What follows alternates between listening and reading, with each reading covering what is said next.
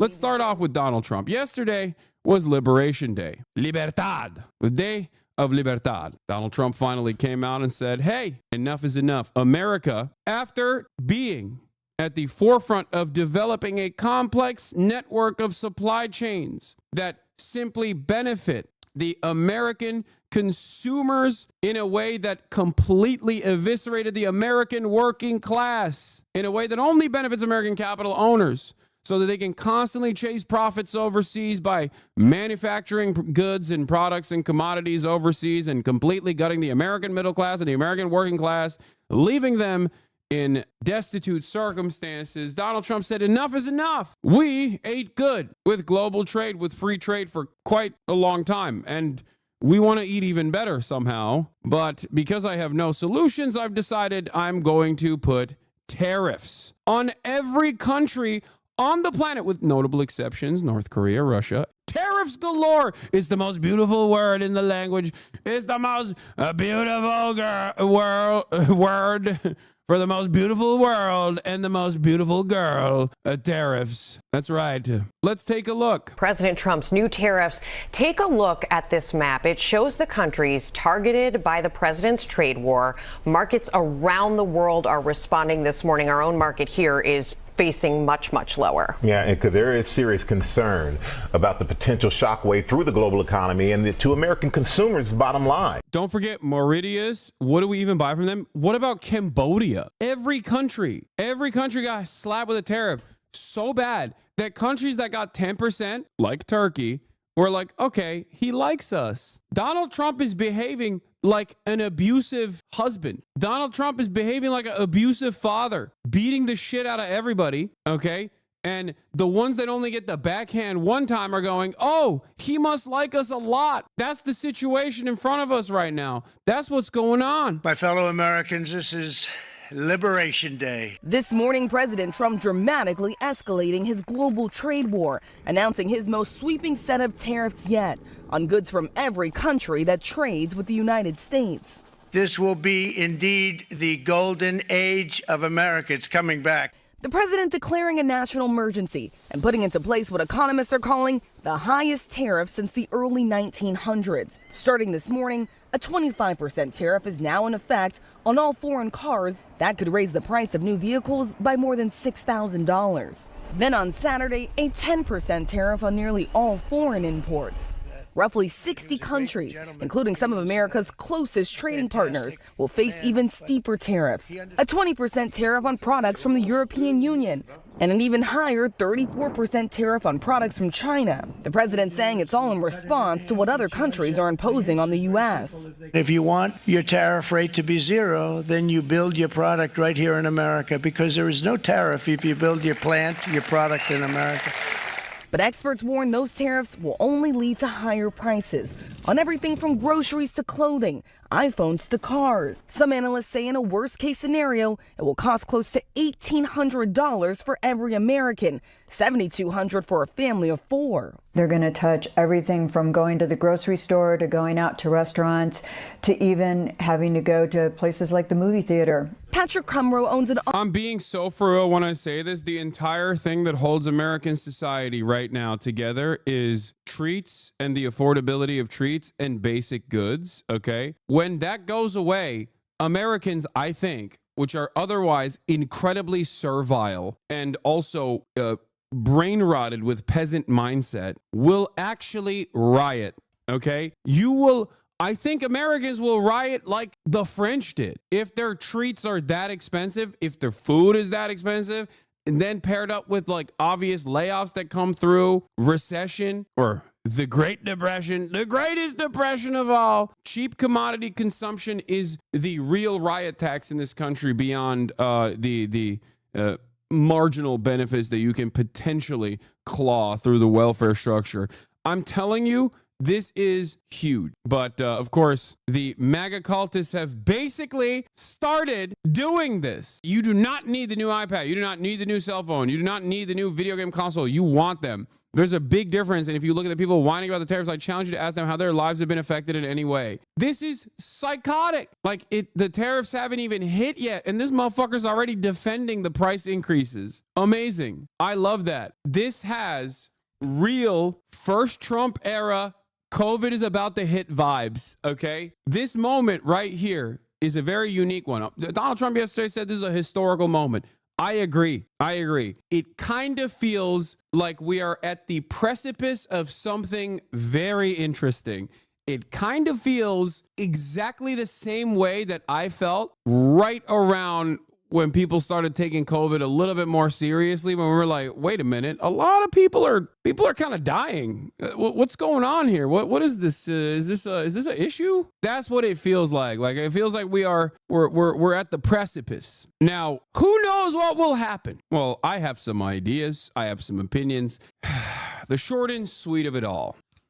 Free trade is ass. Free trade is horrible for the domestic manufacturing output, the labor in this country. And it's also predicated upon the consistent domination of the global South in an effort to have much cheaper labor elsewhere. Without that, maybe you could actually arrive at a theoretical free trade through currency exchange rates and things of that nature. But without imperialism, maybe you could have some semblance of free trade. Understandable, because then if everyone's material conditions are elevated to a degree where there's a price parity and there's a parity and an equilibrium, a benefits parity, if you want to call it that, then obviously there could be some semblance of free trade. But with imperialism, there is no real free trade. Free trade is, of course, a mechanism to displace the domestic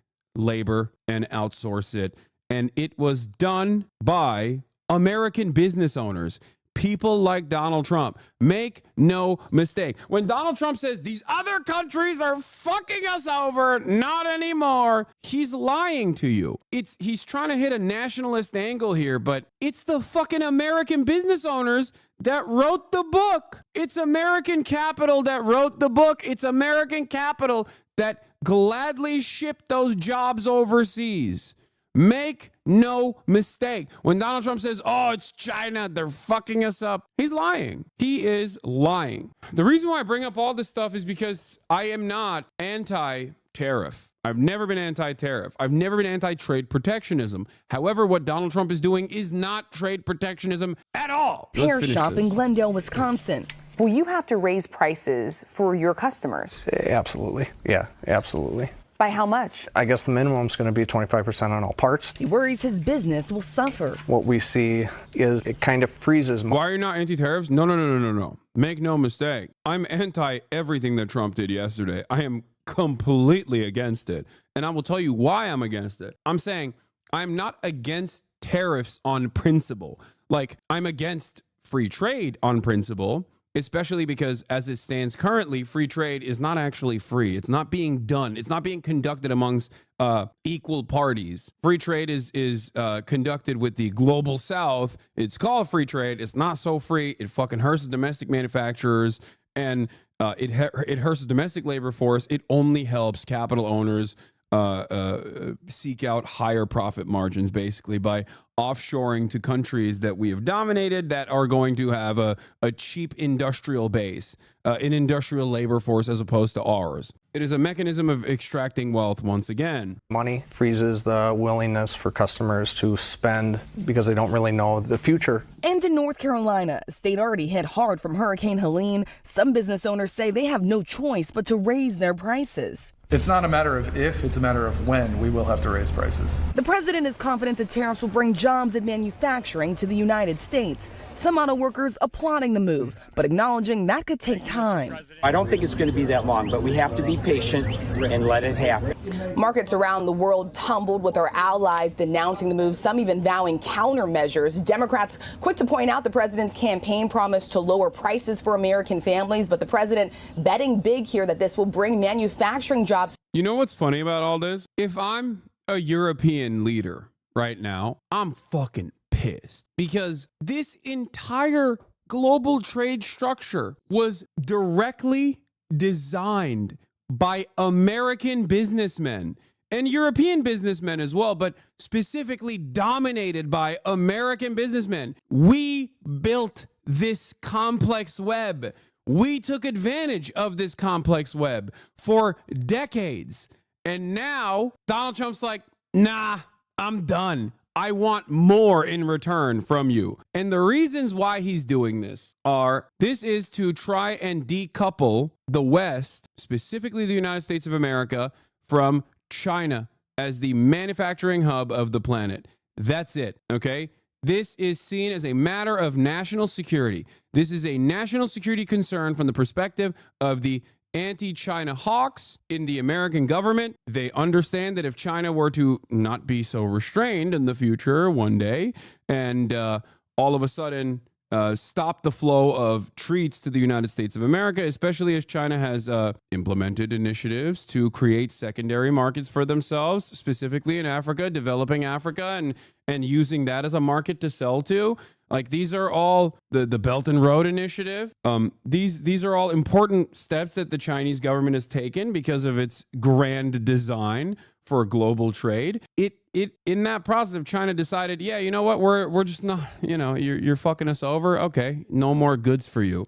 It would collapse the United States of America. It would just collapse it. It would collapse the entire West. And I think that Donald Trump and his advisors recognize that fear and are actively trying to work against it. The problem is they have no vision. They have no conviction. They're squishy and they're backed by capital. So how the fuck do you do that when you try to do that through the neoliberal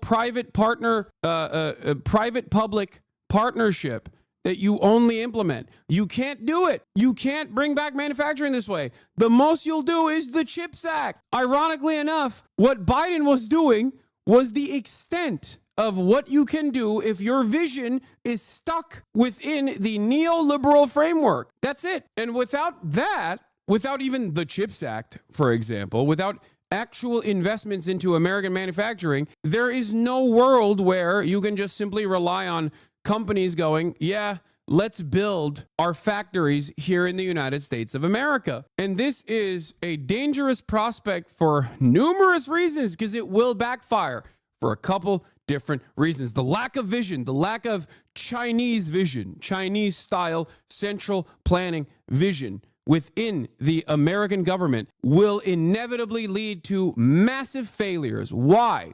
Because without central planning in this process, you're simply relying on foreign investment coming back into the United States of America because they're too fearful of the tariffs or whatever, which is already on shaky ground to begin with. That's number one. Number two, when tariffs kick in, and let's say you do start building factories, you build the domestic manufacturing, you build your output. There is no guarantee that other countries will be purchasing.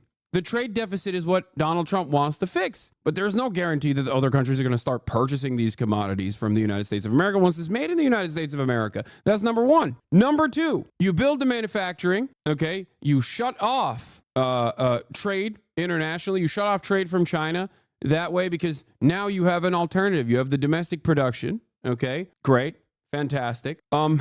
You have the domestic production. No one is going to pay tariffs because no one is going to be purchasing foreign goods. So all of a sudden, the tariff faucet is closed. So it doesn't necessarily make sense on that front either. So this is the reason why tariffs, especially universal tariffs such as this one, when applied, turn into a regressive tax, a sales tax, a flat tax. What is a regressive tax? A regressive tax is a tax that harms the working poor a lot more than it harms the wealthy. Because what are you going to do? Not fucking purchase gas? What are you going to do? Not purchase commodities, not purchase food? No, you can't do that. It's going to break your bank a lot more than it breaks the banks of a wealthy person, a lot more than it hurts the wallet of a wealthy person. So we're all going to get raises, right? No, you're not going to get a raise. You're probably going to lose your job, as a matter of fact, because as purchasing power diminishes because of inflation, companies will no longer be able to continue growing and be able to hire people, and inevitably will fire people.